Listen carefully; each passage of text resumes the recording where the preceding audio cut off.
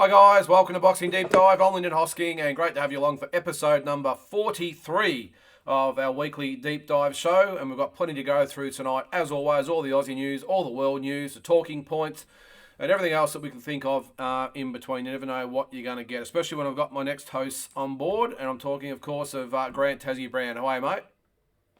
Good, thanks, Lyndon. Mate, is it just me? Is it my eyesight? Or is there not another little box under me? No. Is Peter Mediatis not on the show again tonight?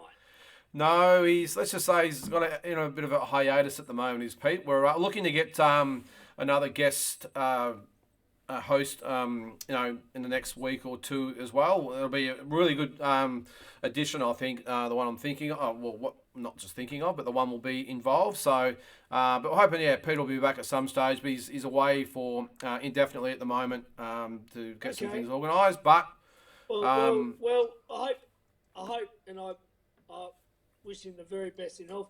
Hope it's nothing to do with me personally, because I'd hate to think that, just because I'm winning the quizzes, every week, that it hasn't nothing to do with his hiatus. But look, Peter, I love you. I wish you all the best, mate. And, I can't help that I'm just very good at boxing quizzes. Well, I would really hope that it's not because of the quiz. I think we have a bit too much fun on other stuff, and there's lots more to go through. I think so too. Yeah. I think so. But, mate, Peter's been around a long time, mate, and I'm sure that he doesn't take it personally. But yeah, I don't know, Lyndon. I don't. If I got my ass kicked every week, mate, I don't know. Maybe it would feel different. Maybe I don't know. But anyway, it's all good. Well, maybe he's out there studying the record books of boxing. Yeah, who knows? But anyway, I'm sure he'll be back. Before we get started, we've got a big show, and all our viewers, big hello. But obviously, we've got to say hello to our main guy in Tasmania, in New Norfolk, Big Billy Hack. How are you, Bill?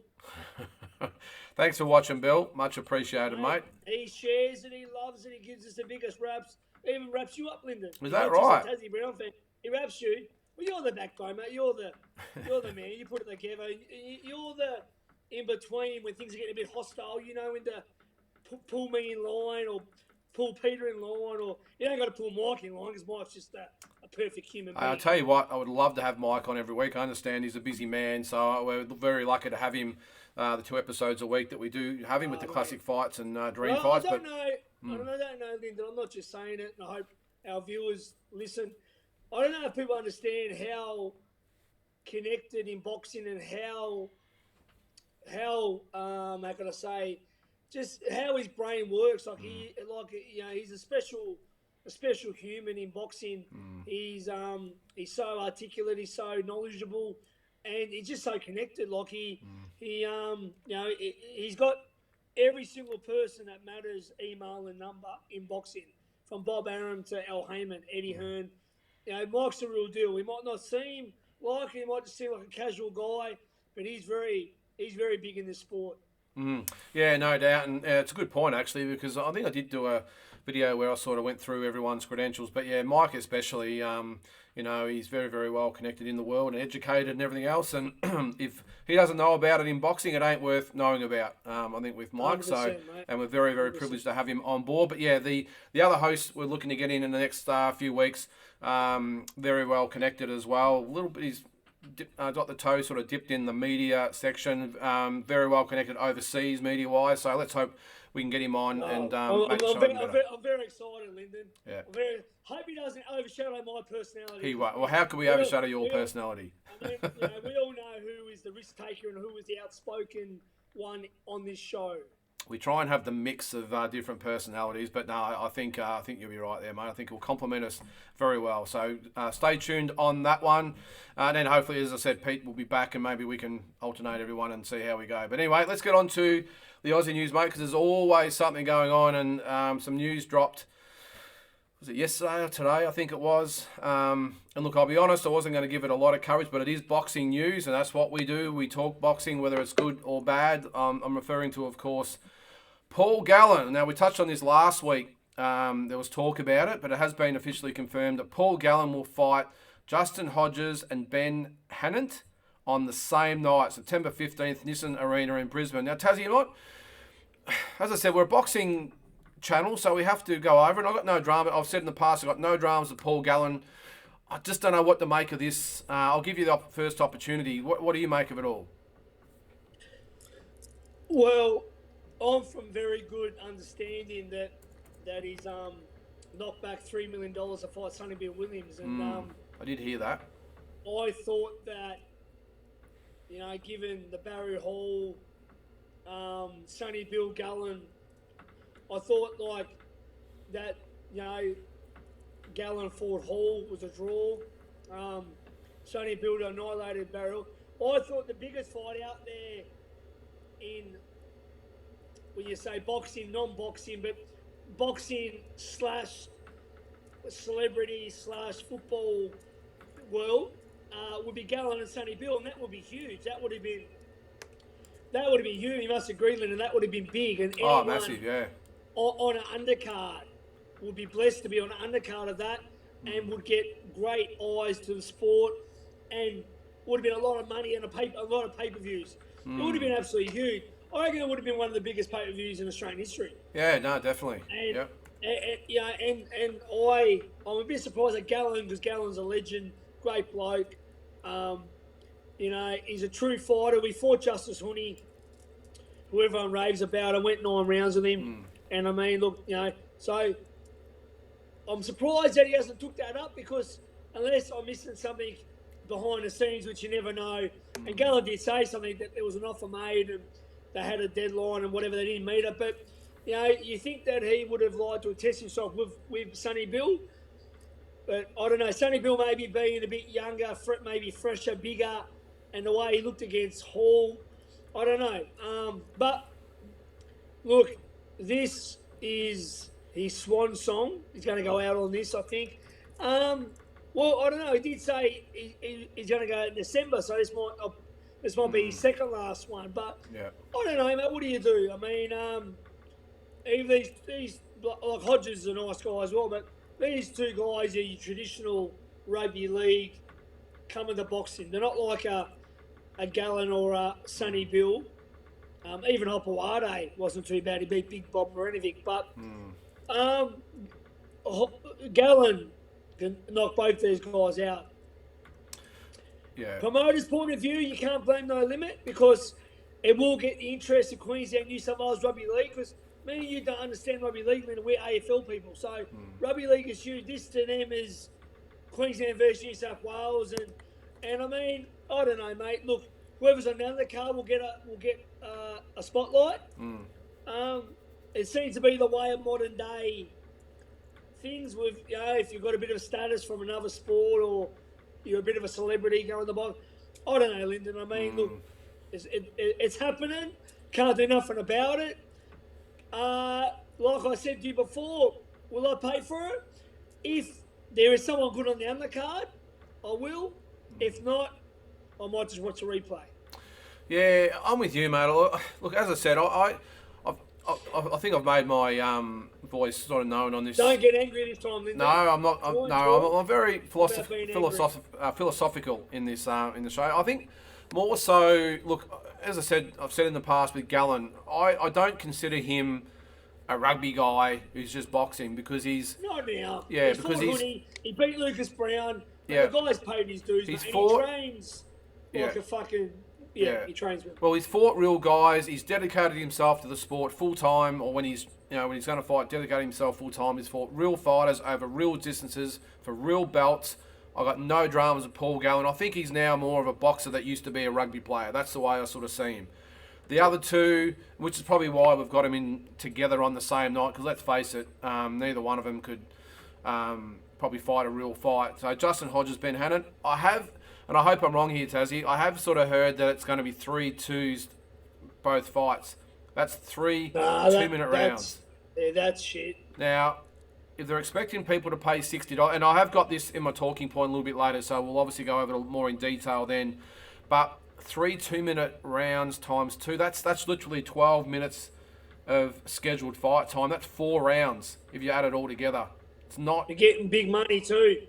Massive money, and I'm assuming Gallen's getting the majority of it, but Oh, I don't know. I just don't know where we're at sometimes, mate. I've got this in the talking points where I want to talk about it a bit more often, especially with No Limit and everyone. But look, it's boxing. We love boxing. I'm still not. It's a little bit too raw for me at the moment. I can't really make a comment without, probably putting my foot in it. But I think let's just say, hey, the event's happening. It's going to be a main event. It's going to be $60 to watch on September 15th. So there it is. Make of it what you will. So. Look, I mean, 100%. Look, all right, well, let's have it. Sorry, mate. All I'm going to say, Lyndon, I hope some good young Aussie fighters fight an undercard, like a Liam Wilson, like a Sam Goodman. Yep. Sam Goodman, or so any talented young Aussie fighters. I hope they get a chance, which they will, obviously. Yeah. There is a really good one on that I'll get to in a minute. One fight that we know of. Before we get on to that, let's have a look. I know what you're talking about. I want to talk. That's actually good. Yeah, that's actually really good. But I'll let you go. Yeah. All right. Well, this is George Rose anyway at the press conference today. I think it was. Today's Thursday, by the way, when we're recording this. In the opposite corner of the New South Welshman. Absolutely. Like I said, Gal is the most feared blue of all time. He's the toughest blue that's played in the Origin arena. And if you're going to have him fight two blokes, you've got to get two Queenslanders. And at a time like now, when Queenslanders just won the Origin series and everyone up here is walking around like they're 10 foot tall and bulletproof, I reckon you could ask any Queenslander right now if they'll get in the ring with Paul Gallen, and they'd say yes. Because when you win the Origin series, whether it becomes the bragging rights, you think that you're tough. They're walking differently up here. When I came in off the plane, all the Queenslanders have got a different walk about them. And when you win the Origin series, that's what you can do. So you've got to have two Queenslanders up against them, absolutely. And these two guys have shown that they'll step in the ring and they'll swing. I'll tell you what, he's a good salesman. He's definitely talking up big time. But that's what he had to say. And I'm not quite sure of the whole. Look, we're obviously Victorians. You're probably a little bit more involved than mine. Have you got some New South Wales mates? I don't really know much about rugby league and Gallen. I definitely don't know who these other two guys are, I will admit. But I don't really get the New South Wales Queensland thing up there, and I'm not saying anything against it because I'm sure it's massive. But I'm still struggling to get my head around this whole New South Wales versus Queensland. It used to be like AFL with South Australia versus Victoria. Oh, bigger than that, by the sounds of it. Back in the Teddy Whitten days, bigger. Yeah. Look, the Rose boys have a big rugby league background. Okay. George Rose, I think, played first grade. He was quite good. Okay. And he did, and Matty Rose played as well. So the Rose brothers are quite big in the rugby league, so I think that's a bit to do with it as well. And, mate, look, at the end of the day, Lyndon, I'm not going to lie to you. If I had two ex-footballers that were both well-known in Tasmania and they were and I knew I could get a good crowd and make some money off it, I'd do it as well. Well, they're promoters, that's their business. The business side of it, I'll do it as well. So, I mean, good luck to anyone. They can make a buck out of this game because it's so tough. And you might as well do it while you can. Gallen's going to retire soon. So, look, traditional boxer, do I like it? No. But promoter's cap, I've got to think about the promoter side of things. I'll do it as well. Yeah, no, fair enough. And look, I've had a little bit of a taste. So I lived up in Queensland back about 25 years ago. I lived up there for about 6, 7, 8 months, whatever it was. So I got a little bit of a taste of it then. But I think it's definitely bigger than the Victoria-South Australia rivalry, by the way. I mean, it's massive, but yeah, I think unless you're really entrenched in the Queensland-New South Wales thing, I'm not sure whether it'll get you excited. But I've just a little bit of what Gallen had to say anyway.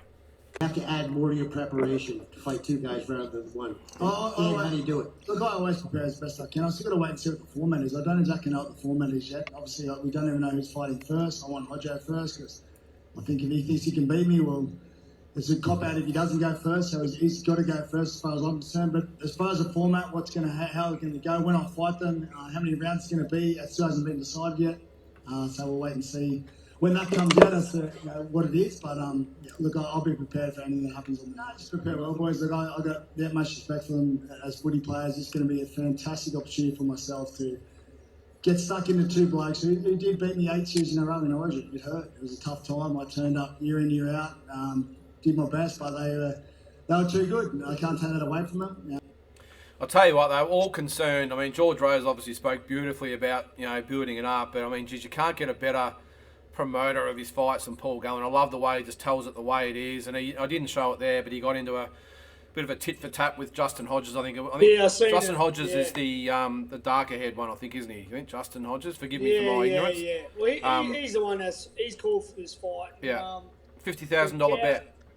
Yeah, but Gow, as I said, I had the opportunity to meet Paul Gallen before he fought Mark Hunt with my good friend Peter Baby Matreski, and I had lunch with him, and mate, what a ripper bloke. He was just chatting along and asking about what I'd done and talking about me and Peter. We both had a bit of a rivalry back in the day in the gym, but good friends, and I just enjoyed to be around. He won me over. I thought, fuck you.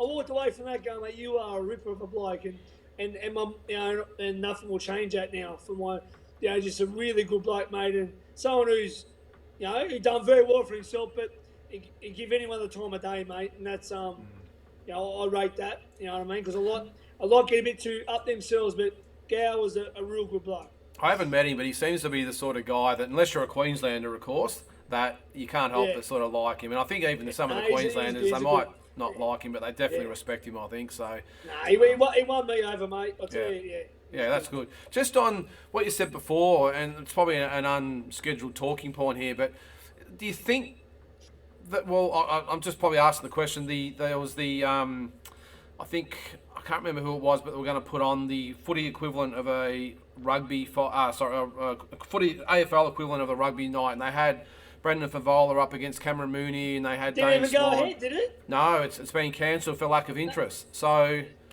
and guess what?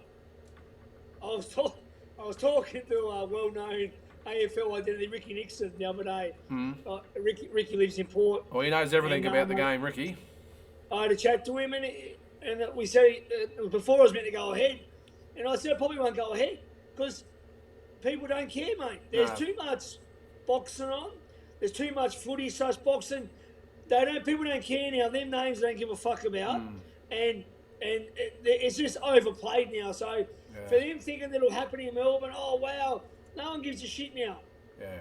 Well, the promotional firm were from Queensland, and I think they've done some of these sort of events before, and I think maybe thought they'd bring it to Melbourne. But I think we're a bit different down this way, aren't we, the AFL? All AFL supporters, not just Victorians, but I'm assuming Western Australians and South Australians and Tasmanians as well, as that we don't really care about state of origin. We don't care about them fighting each other. We're very club orientated, and I think that might have something to do with the fact that they don't represent themselves AFL internationally, of course, because it's only played here, and it's a different type of sort of supporter. I know a lot of non-AFL supporters say, well, it's only played in Australia, who cares? But I think if you're an AFL supporter, you don't care. You don't care. It's our game, No, you just care about your club. Yeah. I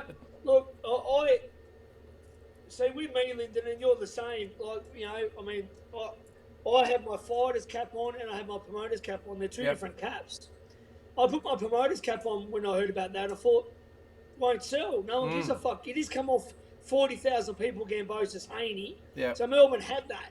They don't give a shit about a few ex-footballers fighting, mate. Nah, very, very much club-orientated AFL supporters. Not just, as I said, not just Victorians. That's South Australians and Western Australians, and hopefully soon Tasmanians, because they might have their own team, and it'll be interesting. I don't care if they do or they don't, mate. I don't care. No. All right, let's get on to the undercard, mate. One fight that was announced is Harry Garside. I love this fight. Harry Garside, Miles Oluski. Will be on the Gallen undercard. I'm really looking forward to this fight. I think Harry's only having his fourth fight. Zaluski's been beaten a couple of times. He got beaten, I think, was it last year against Dana Coolwell. He got stopped in the last round. But the guy can bang. He loves to have a go. And I think it's a perfect fight for Harry Garside at this stage of his career. Yeah, I actually messaged George Rose on Instagram today and just said, great match. And look, it's good, mate. I mean, Harry needs opponents. Yeah. He's still early in his play career. And who better than a former Australian champion? a guy that's won 2 on the road, I think by knockout, since he lost to Dana Coolwell. So it's quite a big lightweight too. So this is good. Yeah, it will be, and this is only, as I said, Harry's 4th fight. This is Miles Zaluski's 14th fight. He's 11-2. It's his toughest test. Yeah, for sure. So he's 11-2, but this is Zaluski. But I think a lot of people say, is he ready for him? Look, what you've got to remember with Harry, he's probably had 150 amateur fights and been all over the world fighting. It doesn't really matter to him whether Zaluski's had 13 or 33. I don't think it would matter. I think it's a good fight. It's a great fight.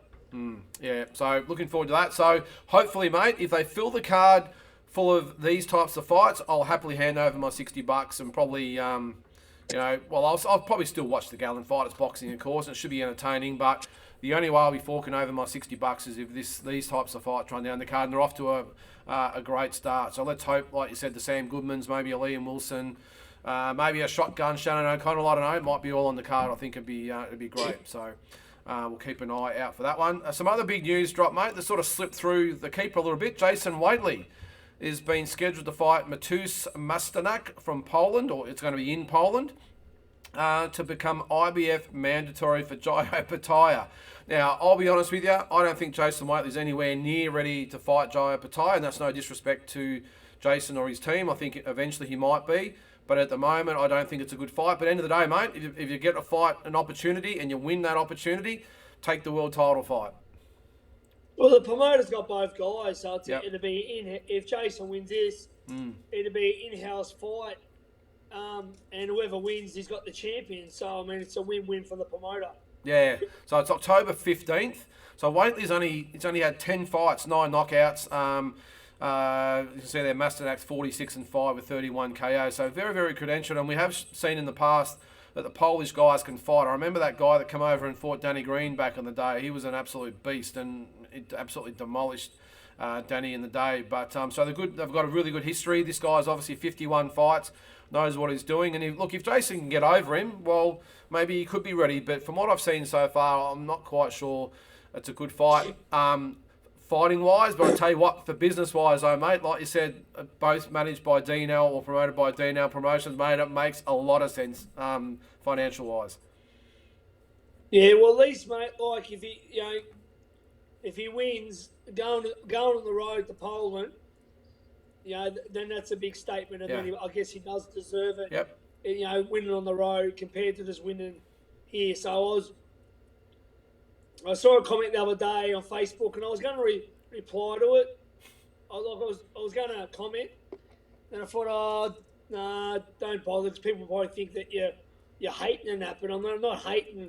I saw someone post, saying Jai Opetaia's wins the greatest, achieved by any Aussie, and it's an awesome achievement by Jai. And I love Jai, and I've known him since he was a kid, and I love his dad Tapu, and I like his grandfather Billy Opetaia, but I was going to write that, he'd done a great job, but he did have the luxury of fighting in Australia. Yeah.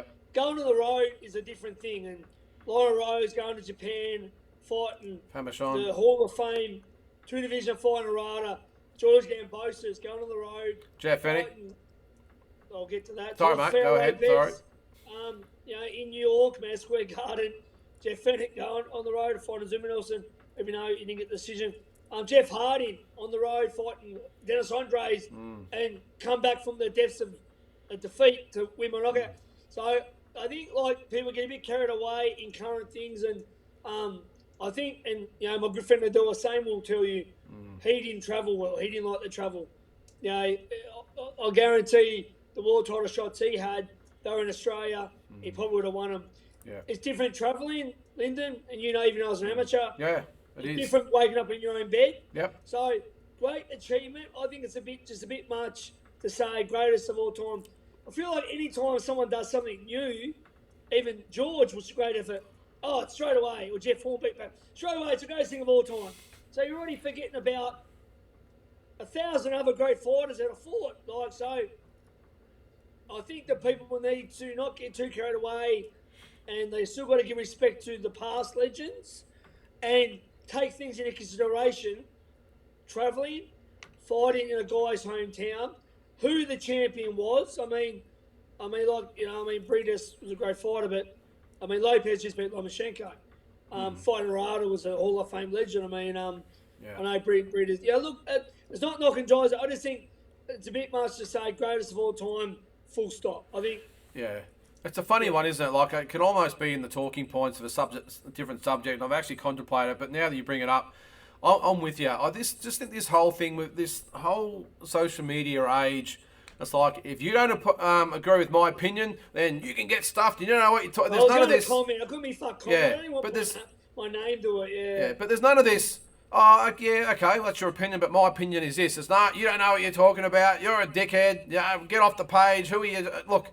I'm with you. I don't think it was, but geez, I think we can just agree that it was one. And I think with all these ones, rather than pick one or even two, it's like it's one of the greatest of all time. We've had so many. Yeah. That's the way I see it anyway.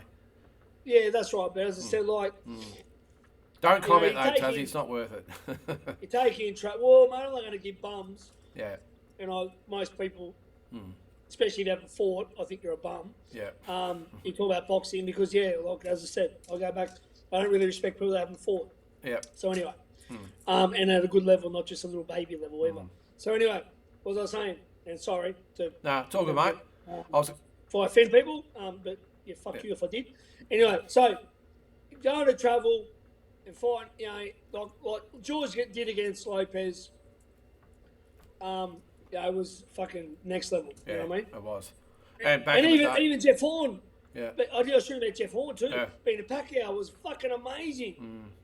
Yeah. But like I said, he did do it in his hometown and all that. But I mean, but look, if he pulled off and beat Crawford, geez, that probably would have been the beer. But like you said, Lyndon, it doesn't have to be one. They're all great champions and great achievements and something that they all should truly be proud of. Yeah, 100%. But like most boxing experts on social media, they all think they're right, and don't you dare disagree with them. But anyway, you'll love this. So actually, before we move on, we do our dream fights, of course, every week, and we had Salvador, Sanchez, and Marco Antonio Barrera. This is in line with what I just said, and a guy jumps on there says, "That's a garbage fight. Barrera's not in Sanchez's league, and you guys don't know anything about boxing. It's garbage." And it's like, hey, well, hang on a sec. Firstly, we all did go for Sanchez, but secondly, I'm sorry that I wasn't aware that you were the grand master of boxing opinions in this world. Normally, I don't reply, but it's like, well, hang on a sec. We're allowed to have our opinions, Jeez, and we did actually pick Sanchez to win. What's this guy's address, Lyndon? It's like, you guys don't know, what about boxing? What? If he's watching now, show me your fucking resume, how many fights you have amateur and pro. Who the fuck are you? Marco Antonio Barrera can fight any legend in time. He beat Nazim Hamed, he beat Morales, he beat Johnny Tapia, he fucking, he gave Pacquiao 2 tough fights. Mate, he can hold his own against anyone. We picked Sanchez to win. But how can Marco Barrera not be competitive? Yeah, he's a great. Let's not forget that Salvador Sanchez was only 23 years old. We hadn't probably seen. And he's saying we don't know what we're talking about. Get his resume, compare his resume to your resume and my resume. Yeah, I just think again. Hey, I don't agree with. To say I don't agree with it. This because of this, but to say you don't know anything about boxing, come on. Anyway, we'll move on. Let's go into the Commonwealth Games, mate. All done and dusted for another 4 years. We got 2 silver and 3 bronzes, so it's a little bit disappointing. I've got this goal, mate. He got robbed, the young bloke. Yeah, he did, Callum. I was just going to say that. And I've got a talking point about this a little bit later on as well. So 2 silver, 3 bronzes. I'll bring up the results. Female referee as well. Yeah. Female referee and did not gave the guy that many warnings, no point taken. Yeah. It's not being sexist, but again, what's a woman doing? Refereeing, and has she had fucking fights? We can see there, Kay Scott got the silver medal against Rosie Eccles from Wales. Callum Peters has just said lost 2-3 to Sam Hickey from Scotland, and then Eddie Kawome lost to Lewis Williams 5-0. Tina Rahimi lost to Elizabeth Oshaba from I think that's Nigeria, 4-1, and Caitlin Parker lost 5-0 to Tamara Thibault from Canada. So, yeah, as I said, man, I've got a little of a talking point a bit later on. But look, it's a great achievement for these guys to get there. But I'm with you. I thought Callum Peters was ripped off. You heard what I said last week, or what we said about Alex Winwood, how much of a rip-off that was. And I just think sometimes in boxing, we're just our own worst enemy, aren't we? Officiating, I mean.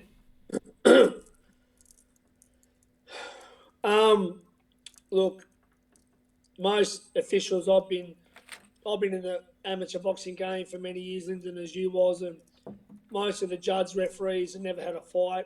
Most of the managers that took teams away never had a fight. Most of the organised,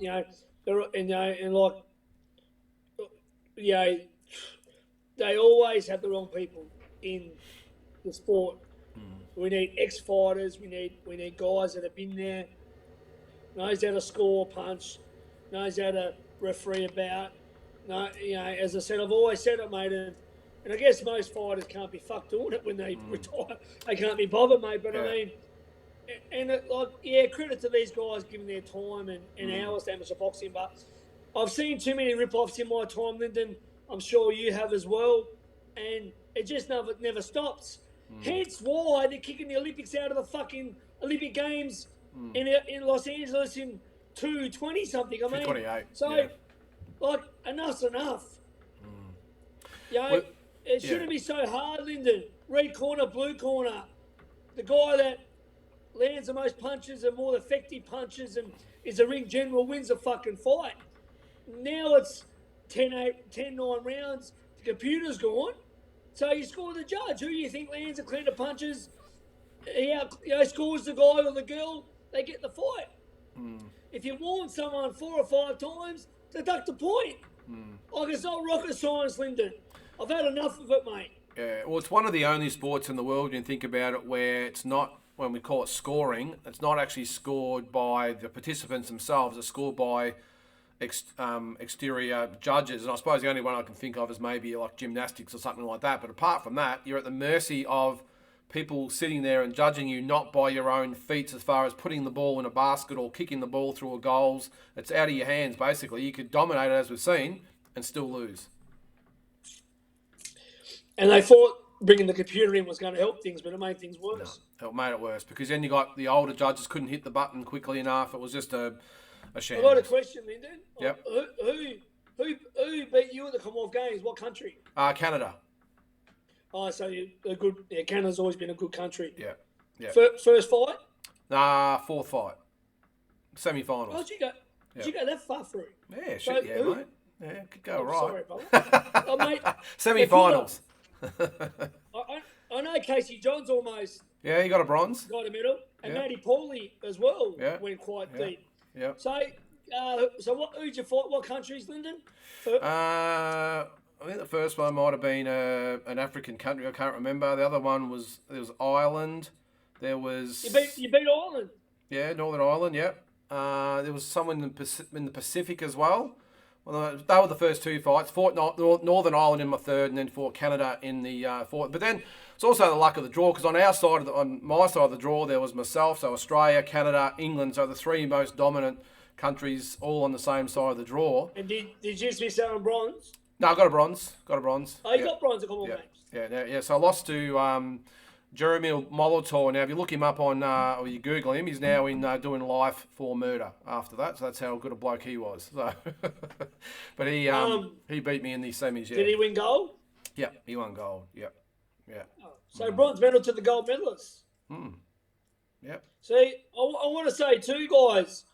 I don't know how many people on here know how good our host was, Lyndon Hoskins. 96 Olympian, 98 Commonwealth Games bronze medalist. He won, I reckon I'd say probably 4 nationals or 6. He won 6 nationals. Yep, 6 What nationals. was the senior? 3 junior, 3 senior. Yeah, so 3 senior. Yeah. So, I mean, 6 national titles. What, 3 Oceania? 3 Oceania, yep.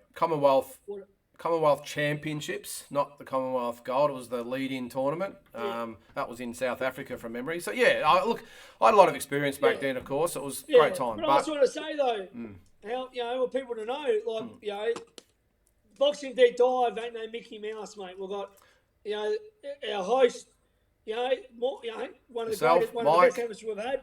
Peter. And we've got guys like Mike Tamura, Yep. We've got Peter. Peter's one of the best promoters Australia's ever had. Hall of Fame, and yep. You've got yours truly. Yep. The humble Tasmanian. Boxer, manager, promoter, all of it, eh? Trainer. Done it all. Yep. Actor. Yep. So anyway, while we're patting ourselves on the back here, but look, the end of the day is that, look, you obviously know what it takes at the top level, and I've got a talking point that I want to get to about the Australian side of things. We're talking about amateur boxing in general and at the moment, but I want to get to where amateur boxing sits in Australia at the moment. But before we get on to that, let's get on to some world news. We're getting closer. Terrence Crawford, Errol, Spence. There's talk that it's either going to be November 12th or November 19th in Las Vegas. Now, there's still a lot of the pandering and the back and forth and the, just being idiots to each other just because they can. But I think we're getting closer. Both fighters seem to be talking like a deal's close to be getting made. I think we said last week or the week before that we weren't maybe confident it gets done this year because of all this bullshit going back and forth, but it sounds like we're getting very close.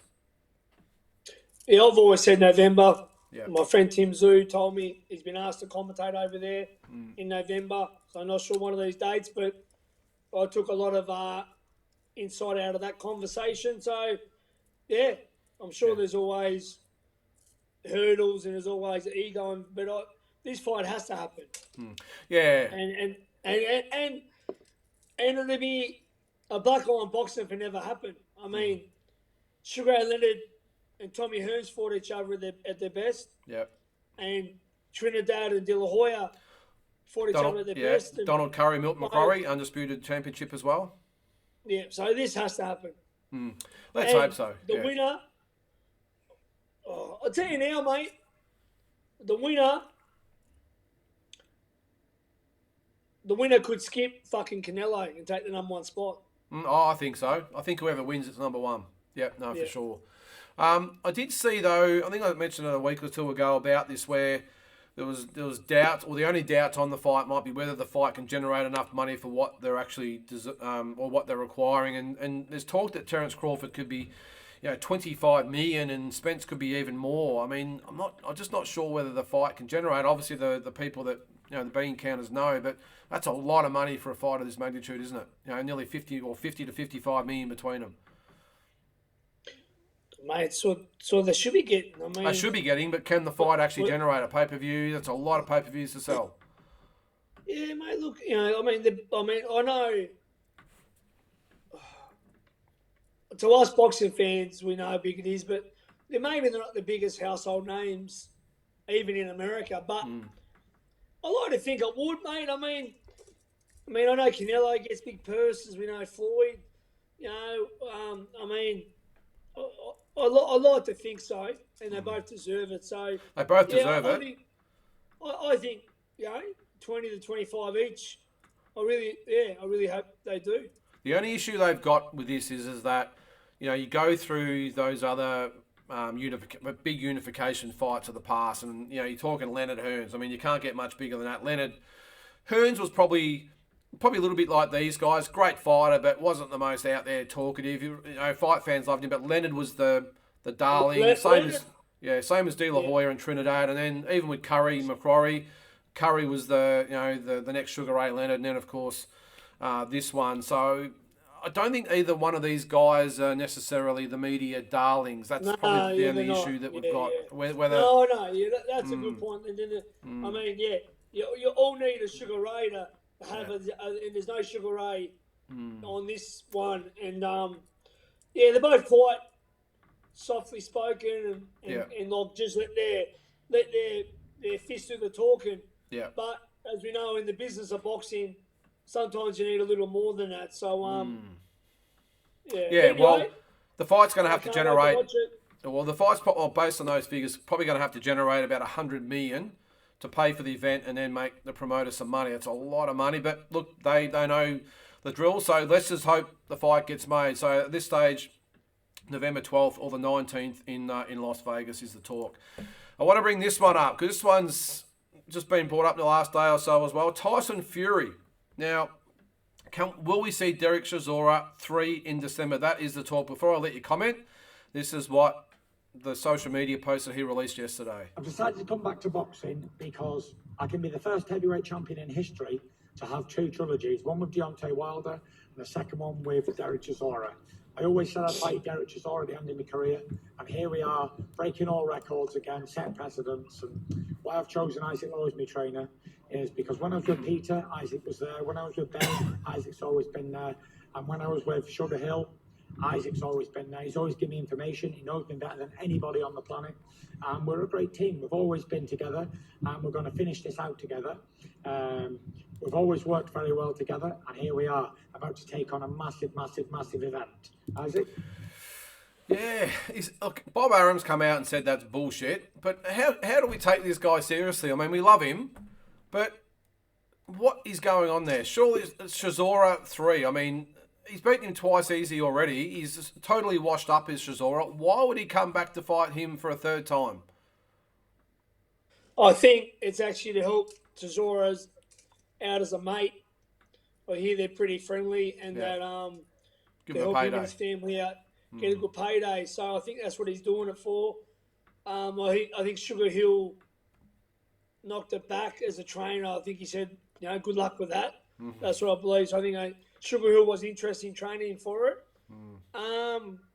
Maybe he does that, gives his mate some money, wins a fight, and stays sharp for the winner out of Usyk and Joshua. Yeah, well, maybe. This is what Chisora had to say anyway. Tyson, stop talking shite, mate. Phone mommy and daddy. Mommy's Frank Warren. Daddy is fucking Bob Aaron. Tell them you want to hang out with me, okay?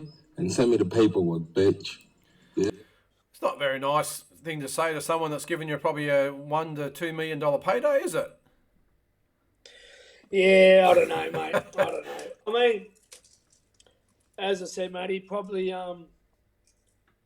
he'd probably stay active and stay relevant for the winner of Joshua. Yeah, I think that. that Joshua wins, mate. Him and Fury's the biggest fight in British history. Yeah, and maybe one of the biggest in heavyweight history. But yeah, look, I think everyone knows what's going on, but it'd be nice if Tyson Fury just be a little bit more honest and say, look, I'm going to have a tune-up fight against Chisora, and then I'm going to fight the winner of Usyk and Joshua. I think, Anyway, but we all love Tyson. He's the man. Some other news. Teofimo Lopez fights this weekend. First fight since the Cambosis loss. He's fighting Pedro Camba at Resorts World in Las Vegas. So I think it's pretty much a standard tune-up fight for Teofimo, but great to see him back regardless. Yeah, mate. Look, the guy is one of the most talented fighters in boxing. He's got freaky skills, speed, power. He's really a special fighter, and I'm glad to see he's back. I'm glad to see that he didn't have a complete meltdown after Gambosis because, I mean, look, I'm not just saying it. If they fought 10 times, honestly, Lyndon, I think Lopez beats George 9 out of 10. That's to be honest. Yeah. George shocked the world and done an amazing job, and that's all the record books have is that he won the fight and it was amazing. Brought the belts back to Australia. But Lopez, obviously, definitely overestimated him. Has some personal things, etc., etc. Not an excuse. He got beat by George, but stylistically, the guy is a freak, and I think if he can get back to his best mentally, he's still got years to go and will do great things. So I even heard that the weight he's at right now, he could probably still make lightweight. He's in such great shape. So he looks in great nick, doesn't he? I like to see everyone do well, Lyndon. I hate to see anyone, especially in boxing, go down the bad path because we all know it happens to many fighters. And it's a tough game, this game, mentally and physically. Boxing is the hardest sport in the world. So he's got that much talent. I hope he does get back on track.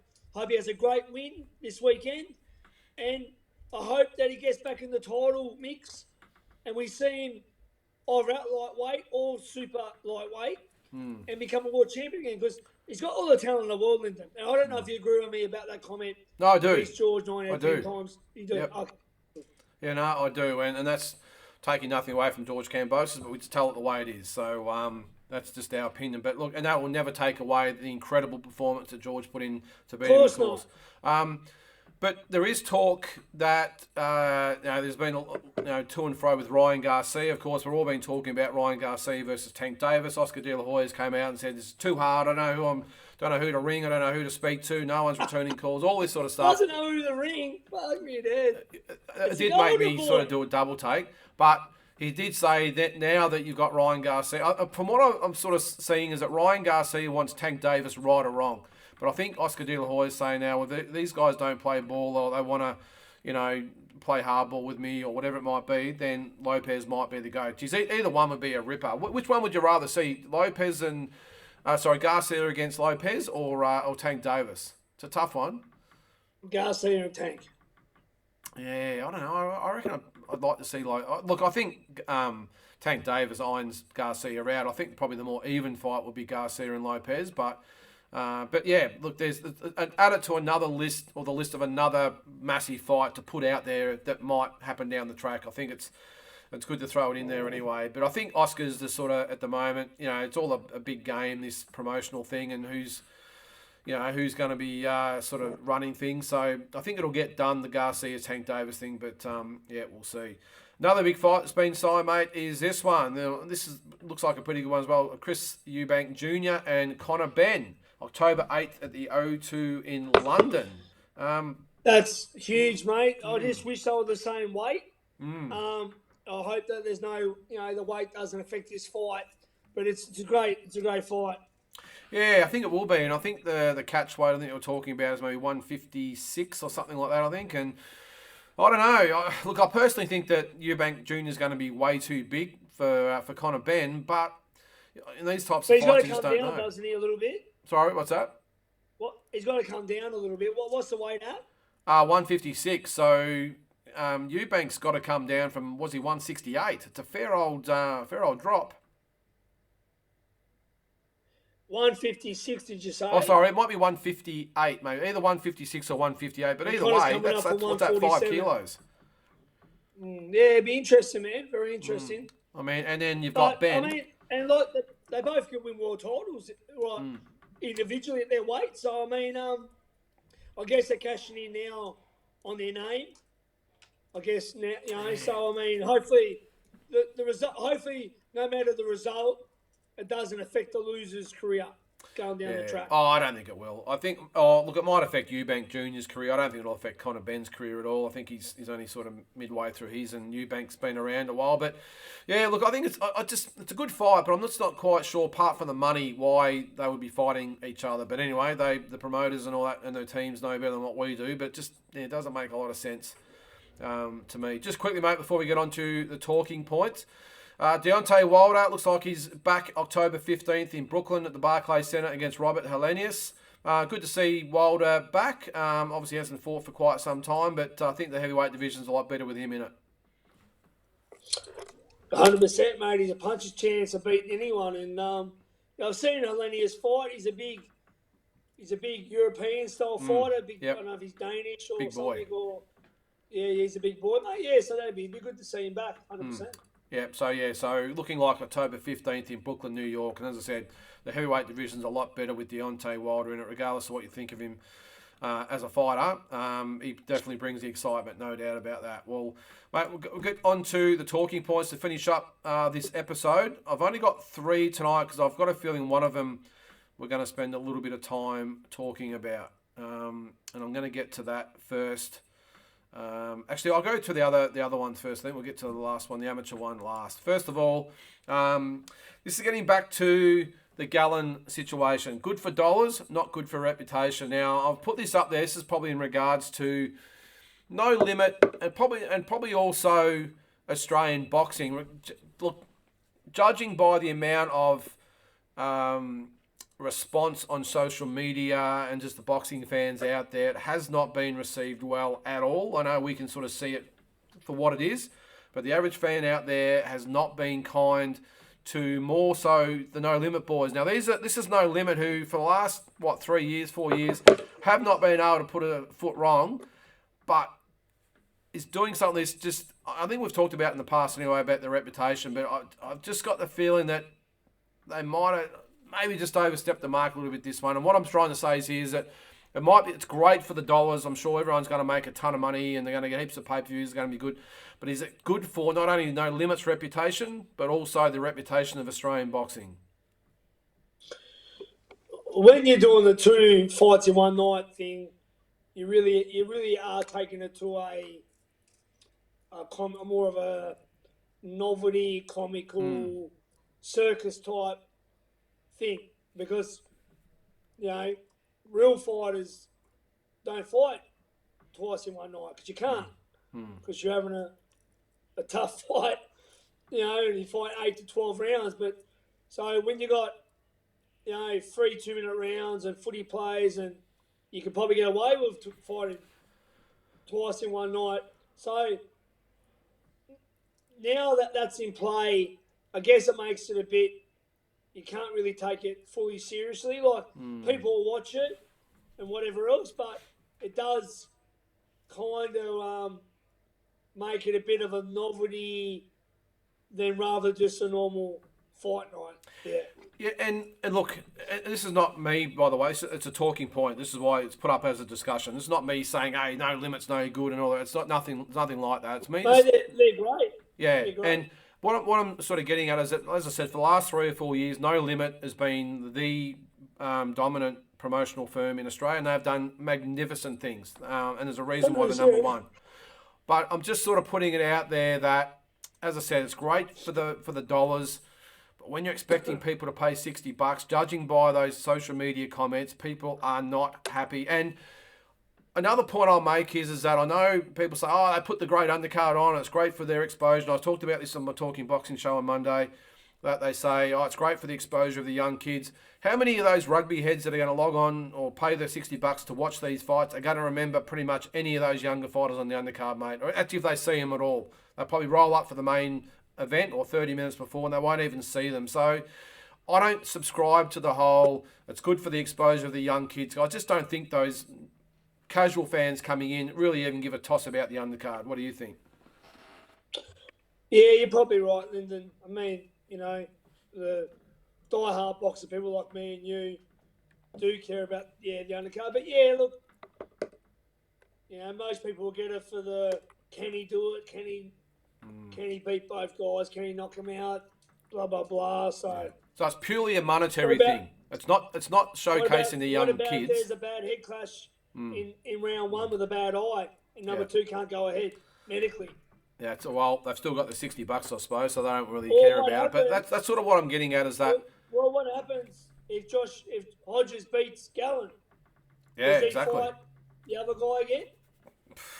Yeah, I'm not sure they've thought all those things through. I hope they have. But yeah, anyway, look, the event itself, it's probably not so much about the fights themselves. It's just the event, and I just think that just No Limit, as good as it is, as they've been, I'm just not sure whether. I think just get the impression this time they might have just overstepped the mark a little bit, and maybe they don't care. They're going to make a shitload of money, but I just got a feeling those real fight fans out there aren't happy that they're being asked to spend $60. And I think the argument for a lot of them is, if you want to put on these circus events and everything else, and do it, put it on the Fox and whatever. If you're going to charge us $60, they don't react well. Yeah. And as I said, the real fight fans will be tuning in for the undercard, but those casual rugby fans, they won't be. So it's not really about the exposure of the young kids. It's about dollars. So anyway, it is a business. So good luck to them. I'm just not sure whether it puts Australian boxing in good light when these are at the biggest events that we're putting on pay-per-view. On the next one, mate, unauthorised series / movies, I should put in there, should not be able to happen. Now, I'm putting this out there because Mike Tyson's been in the news this week. Hulu, which is like the equivalent to Netflix or Paramount or whatever it might be, or Binge, whatever it is, in the States, is putting out an 8-part series on Mike Tyson's life. And he hasn't had any ability to have any say in it, and he certainly hasn't been remunerated 1 cent. Should this is my opinion, they shouldn't be able to do it. Can you take, or is it right to be able to take someone's whole life story, do with it what you will, and put it on TV or a movie or whatever, and not even compensate the person the movie's about at all? I think it's wrong. What do you think? Of course not. It's very wrong. I mean, I can't believe that they can even get away with it and not have Tyson's input. This isn't the one with Jamie Foxx, is it? No, that's another one. That's a movie. That's a movie. Yep. Yeah, I think Tyson's involved with that. No, it's wrong. It's just ridiculous. Yeah, it is. Yeah. And look, it's not the first time. It happens a lot, but it's funny. I think it's just called Mike. That's the name of the series. Just Mike. It's an 8-part series. But when you think about it, they could take your life or your life story and pretty much throw it upside down and add this and add that and spice things up a little bit here, and people take it as gospel. When people watch that series, they're going to watch it and think it's all 100% true, and who knows, half it might not be true. Well, they want to tread very carefully, mate, because they'll be liable to be sued. But while we're on the subject, Lyndon, when are they going to do a movie about you, the Bendigo bomber? The Bendigo Flash or whatever it was. No, I doubt, mate. I think you'd be more likely to get a movie than me. But yeah, look, I don't know. I just think it's wrong. I know legally they can't really do much about it. It's been done, so many times. But yeah, I don't like the idea. What about if they do a movie about Peter Maniatis? They might. Yeah, he's a Hall of Fame promoter, so you never know. Anyway, get Manny Pacquiao to star in it. Maybe. I did see that they might be doing one on Jeff Fennick. Is that right? Do you know anything about that? I did hear through the grapevine. I've heard this phrase. Yeah, Jeff Fennick. Going to do a movie of Jeff Fennick. What do you reckon? Vince Cosmo playing Peter Maniatis. No money here, mate. Money, no. No cash. No cash here. No cash. Cash, no. Yeah. No cash here. Oh, Pete, we love you, mate. We can't wait to have you back. Anyway, he's not here to defend himself. That's all. That's right. I'm taking his pot shots. That's right. I wouldn't dare do it to his face. You know what I reckon? Yeah, I bet you would. But you know what I reckon's what's good about these series, though, rather than the movie factor. Let's just take in the Jeff Fennick situation. Rather than have a 2-hour movie or even a 2.5-hour movie where they've got to cram his whole life in there and the fights and all they've got to cut out so much of it to fit it in. I love the idea of an 8-part series because they can pretty much fit the whole thing in and do it right. So that's probably the one good thing to come of it. They're not just going to call it Jeff, are they? Yeah, well, I was thinking it'd be called Fennick or something, wouldn't it? But the Marrickville Mauler. The Marrickville Mauler. But yeah, I don't know. I don't know what you think, but I think the series is the best way to do it rather than have a movie where you've got to jam it all in. What about if we don't want to have Peter? It's called it Pete. Pete. I'm going to change the subject before you get us in trouble here. All right, mate. This is one that I think is going to take a little bit of discussion. Hopefully it won't take too long, but we'll see how we go. We're getting back to the amateurs. Now, I'm going to... Australian amateur boxing is not progressing. Now, I'm just going to lay the foundations and I'll let you talk. Now, again, I talked about this on the Talking Boxing show on a Monday night. Make sure you check it out. It's live at 7:30. That we go back to 1990, well, even go back to 1988. Spike Sheeny wins a silver medal. Now, I know it came out of the blue. That was at the Olympics. 94, we got a Commonwealth Games with gold medal with Robbie Peden. 98, we got 4 bronze medals. But we got 3 or 4 gold medals at the Commonwealth Games. But since then, it's been very hit and miss. We get a gold medal here, we get nothing there. We get 2 here, we get nothing there. There hasn't been any consistency. And I've just got a feeling in Australian amateur boxing, I think if you sat down in 1997, at the end of 1996 it was, when Bodo Andreas come in over from Germany, and they put everyone at the AAS, and they brought Bodo in, and they spent a shitload of money on trips and coaching and everything else you could throw at it to try and get more results. I just think that 26 years later, when we've just had 2 silvers and 3 bronzes at the Commonwealth Games, I'm not quite sure whether the people handing over the money would be too impressed. What do you think? Yeah, well, Lyndon, look, and let's just be honest, mate. The Commonwealth Games isn't the Olympic Games. No. The Commonwealth Games is a much weaker tournament because you don't have Russians, Cubans, Americans, Germans. Ukraine. Yep. You're just your Commonwealth. So usually your toughest test is England. Or Canada. Ireland, not bad. Scotland sometimes. So it's much weaker. I'll give you a bit of a history lesson. You probably know because you're up to date with the amateurs. But 2002, we got 3 golds in, man. We got Paul Miller, Daniel Gill, and Justin Kane. Was Jared Fletcher too? Oh, he was 06. Sorry. Yeah. Sorry. Go ahead. You. Sorry. I thought Fletcher was 02. Sorry. 3 golds in 2-2. Yeah. 06, we got Jared Fletcher and Brad Pitt and a heap of bronze. Yeah. Luke Jackson, Lenny Zapavinia. I mean, we won a few. I think up here in the Gold Coast, you got 2. Well, in 210 Delhi, we didn't get any golds. No. 14. We got. Yep. We got Sky Nicholson and Harry. Oh, you got Andy Maloney in 14. Andrew Maloney, thank you very much. In 14. But as we said, Commonwealth Games is not the Olympics. Can't even carry a torch to the Olympics. World Championships and Olympics are the hardest to win. Because, so what have we done in recent Olympics? Besides Harry's recent bronze, what have we done then? Let's look at it. Let's look at the 2000 team. No love there. No. 04 team. No love there. No. 08 team. No love there. 012 team. No love there. 216 team. No love there. And then we got the 1 bronze with Harry. Are we ever going to be on that level of my opinion, no. Them other countries? How's our junior system going at the moment? Our juniors getting, at the end of the day, they gave it all they got, as you said, back with Bodo, AIS, international trips, and that's why Jared Fletcher and them guys exceeded very well, Damien Hooper, Luke Jackson, etc. Because if you're not fighting regular international competition, you're not going to get to that level. So I've always said it, and I'll say it again. Get your junior team of 14 years to 18 or 19. Send them away for 3 months at a time. They're going to miss school and all that stuff, but I'm just talking boxing. Send them to countries like Russia, Ukraine, when the world's all good, no wars, Cuba, Azerbaijan, Uzbekistan, Kazakhstan, in training camps where they fight in them countries.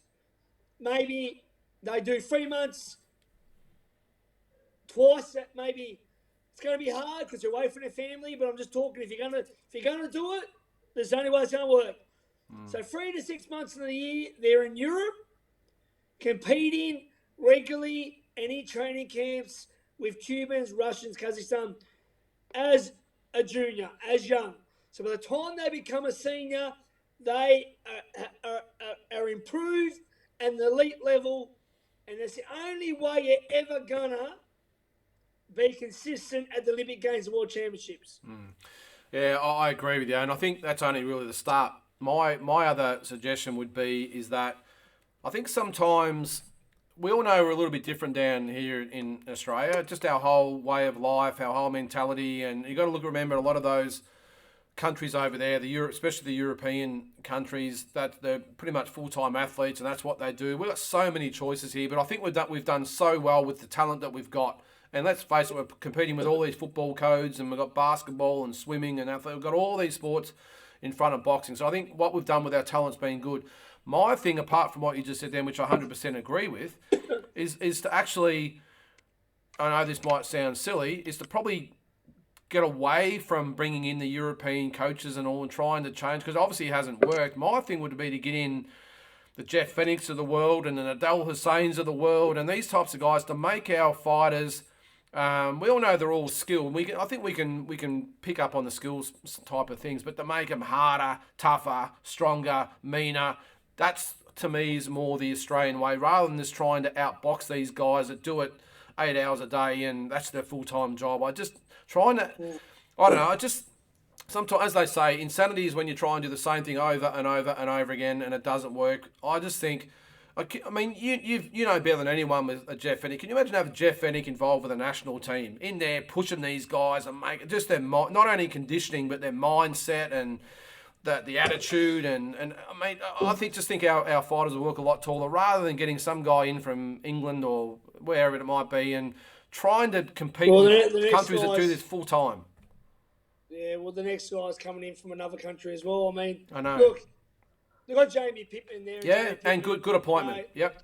He's a great Olympian, former world title challenger to Felix Sturm and my good friend and ex-Australian teammate. I thought he was going to take over the number one spot. They brought someone else in. So what's his role, mate? What's Jamie's role? I thought he'd taken over as well. No, I thought he was in line for that. I think he's going to be. I think he's ahead of the women's team. I think he's ahead of the junior team. Yeah. Maybe the women's team. I think it would be the assistant, but they went with someone who I believe this guy got the sack from the Indian team. And Australia's picked him up. So, I don't know. But I think Jamie should have been appointed. Yeah. I've always said, I mean, obviously it'd be great to have Jeff Fennick there, but I mean, I don't know, like realistically, Jeff got the time. Yeah. I'm just using him as an example. I've always said, and I feel like we've had deja vu. Yeah, we have. We've talked about it. I always said Justin Crawford would have been a great one. Yep. I've always said Daniel Gill would have been a great one. And I've always said Luke Jackson would have been a great one. So, them three, along with Jamie Pittman, give Jamie Pittman, because Jamie Pittman's been there the longest now and he's paid his dues, give Jamie Pittman the number one spot. Yep. Imagine Jamie Pittman with his backup trainer, Justin Crawford, Luke Jackson, or Daniel Gill. And that's probably what I'm getting at. Rather than, I know I use Jeff Fennick as an example because that would be great. But I'm with you. We're just going to be realistic. Yeah. I'm just trying to be realistic. Like, would Jeff travel around the world and give up his? I don't think he would be able to. Let's be realistic. You've got Jamie Pittman already there. Yep. He should be number one. Imagine and look. I don't look. Luke Jackson, I think, would jump at the chance. Justin Crawford, I think Justin Crawford would jump at the chance. That's enough Tasmanians, though. We don't need any more. That's enough. And Daniel Gill. Three Tasmanians. Yeah. And how good? It would be. It would be good. No, it would be. How good? I mean, you got 3 Olympians. Yep. One guy won 2 world titles as a pro, 1 4 for a world title, and the other guys arguably we're top 4 amateur we've ever had. But Lyndon, that's not just going to do the trick though. What I said too about the international, from the young ones. Yeah. They can take over the seniors, but it's ground in the seniors. Yeah. It starts when you're young, Lyndon, and you have to be doing that at the age of young. In saying that, I'll tell you who I really rate as a kid. He's only small. Ben Harrington's son, Taj Harrington. He's like, he's probably 12 or 13. He's like 40, probably 35 kilo, 40 kilo. The guy is a gun. A guy that's won a fight in the Philippines. You know, Benny Harrington, Liam Worcester. Mate, his son is a freak. He's got that much skills. He bounced around the ring like Robbie Peaton. I'm going to tip it one day, this kid is going to be an Olympian. Well, I hope so. Well, let's hope he's still in the Olympics by then. I'm telling you now, Taj, right, well, we'll make a note of it. Harrington will be an Olympian one day, and it couldn't even be our first Olympic. I mean, he is a freak of a kid. He's got such great skills, and he's like a baby. I think he's like 35, 38 kilo, Lyndon. Yeah, but going back, we've got to have those camps in them countries. Is it realistic? Can kids take their time off school, away from their family? Who's paying for it? Yeah. I don't know.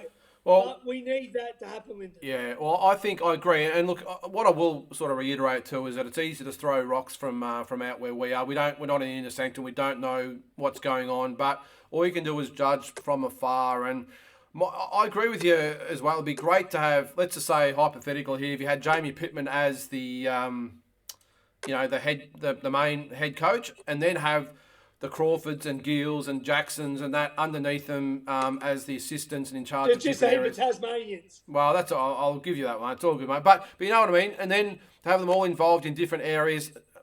Jamie would be more a a head of coaching to actually oversee everything, and then all the others would be like they do in the football clubs. Then you have the specific coach for different things, and then you might have the development. Sorry. Yeah. Then they haven't done that. They haven't done that though. They're bringing over I think he's Argentinian, but he's been in India for the last 10 years. Yeah, look, as I said, it's easy to say it out here, but I just think we're missing the boat a little bit. We've got so many great fighters who, and I understand time and all that sort of stuff, but even when you said about Jeff Fennick, there was no reason why Jeff couldn't come in when he can and just take some classes and just train, do a fitness class with the boys. I mean, geez, there was never a bigger, stronger, fitter, harder fighter ever than Jeff Fennick, or I trained harder, to bring him in for training sessions. I work 30 minutes with Jeff Fennick. Not many fighters can even do it up now. It's a different pace training with Jeff. Yeah, and the thing is too, as I said, like, to have Jamie as the head of coaching, you have Justin Crawford, who's going to be great with the technical side of things. Obviously, Daniel Gill, Luke Jackson, who's just probably a more rounded one is Luke Jackson. He's a bit of everything, the psyche and the training, all that sort of stuff. And then you bring in maybe bringing Jeff Fennick every now and then. You bring in Jeff Horn for a training session. I mean, just to utilise Barry Michael, just bring him in for a training session if that's what you want to do. I just think, and I'm sure you can relate, as a young fighter coming up, to be in the national team, it was a little bit deflating to have Bodo. He didn't know any of us. He didn't want to get to know any of us. He didn't really care. Not a bad guy. I got along with him okay. But, mate, if I'd had Jeff Fennick walk in, or a Costa Zoo, or a Jeff Horn, or something equivalent to these days, say Jeff Fennick walk in and take us for a training session, holy shit, would I have walked 3 feet off the ground? Yeah. So, anyway. Well, Lyndon, look, I was blessed to have Justin Crawford as my club teammate. Yep. And he knows his stuff. He went out of his way when I like to really help a young junior. He didn't have to. Yeah. And Crawford's really good as a teammate too, because my first national was in '93 Redcliffe, which we won't talk about too much. I know it wasn't a good one for you. But this elite Olympian, already been in the Olympics, '92, he's at ringside fighting that night, mind you, yelling for this little kid, and he's on his first debut at the Nationals, this little kid, and just cheering for me. Yeah. And again, the next night, because I won my first fight in the semis, just amazing, mate, to have that. So, and someone like him as well, who's so passionate as an Aussie first, but as a boxing fan second, but also as a boxing teacher. Those guys are priceless. I don't know why we'd be spending this money to bring in someone from overseas who really is just here for the money as a I'll job. Tell you now, Lyndon, between, and I'm not just saying it because they're Tasmanian, but I'm just picking these three guys out for what they've done. Between Luke Jackson, Justin Crawford, and Daniel Gill, how many countries do you think they've travelled to? I would say. And competed at. How many World Championships, tournaments, and not only the Olympics, Commonwealth Games, which they've all been at, the little ones in between. What's that one in Finland? Or was it called Tampere? Tampere. That's where I went with Crawford. Tampere. Yeah. Which one? Oh, that's where I went to that with Crawford. What's it called? Tampere, it's called, or Tampere, something like that. Yeah, Tampere, and Luke Jasmine. 93. And Liverpool Cup, Kings Cup, Mayor's Canada Cup. World Championship, Canada Cup. So all the wealth experience in three guys have been. How many training camps have they done? Yeah. How many international sparring sessions when you're at tournaments, you spar other countries? How much wisdom do them guys have between them? And the other thing I will touch on as well, I know it was sort of going over things here, but I think the other thing I'll touch on as well. Sorry, mate, another 5 minutes. But they tried to implement the training camps around the country, the regional camps or city camps, whatever it might be. I would probably rather, there's nothing wrong with getting people to, the groups together for sparring days and that sort of stuff, but I would love to actually have, let's say we're talking Jamie Pittman, that's just an example as the head coach, to go around to all the home gyms of all the gunfighters around Australia and, watch them train in the home gym, maybe work with the trainer about working on some different things while they're in the home gym. Because what happened in the past, I'm only talking Bodo here, this is the way we do it. Don't forget what your trainer tells you back home. This is the way we do it. And he didn't really want to know the home trainers, didn't care. It was just about, this is the way we do it. Forget what you do it. And then, of course, the boxers would go back to the home gyms and the trainers would go, you're not doing that shit in here, mate. Let's get back to work the way we do things. So it was counterproductive. So I would think to get around the gyms, work with the trainers, explain, watch them train in the home gym, what they do, and then build on it and say, okay, this is what you do here. How about, we work on a little bit of this and that and work with the trainer and not against the trainer. I think that's a big thing as well. And try and get everyone working together because you know yourself, so many trainers around Australia were going against the grain with Bodo. They were almost doing it out of spite. They would say, nah, because there was just no thought given to the home trainers and the home gyms. Yeah, no, look, I remember that time. Yep. Well, the trouble with all that AIS and the Bodo stuff is I got on well in one of the ones they did, but they teach every fighter the same way, exactly the same style. Yep. Instead of embracing different styles, some guys don't fight that way,